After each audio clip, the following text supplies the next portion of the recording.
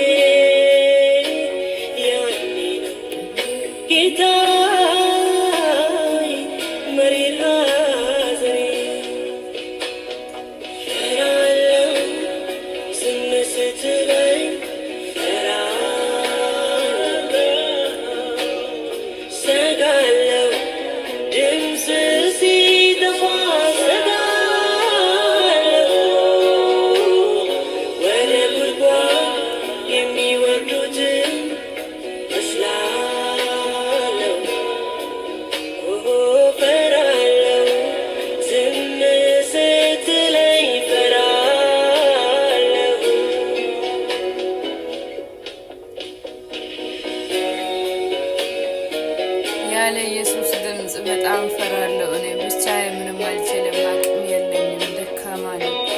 ጌታ ሆይ ተናገረኝ፣ ድምጽ አውጣ። ድምጽህን እናፍቃለሁ ኢየሱስ። ስትደበቀኝ ሲሰወር ፊትህ ዝግ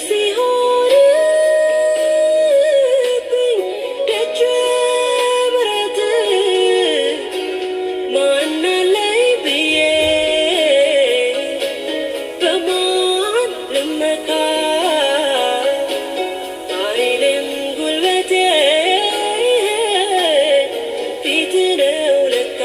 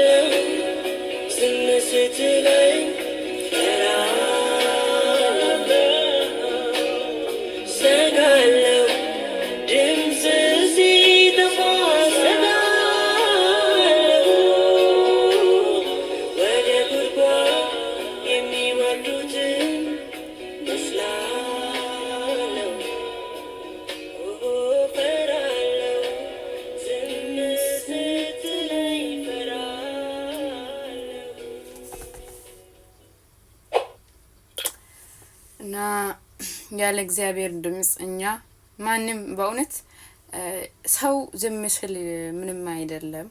ነገር ግን እግዚአብሔር ዝም ካለ በጣም ያሰጋል።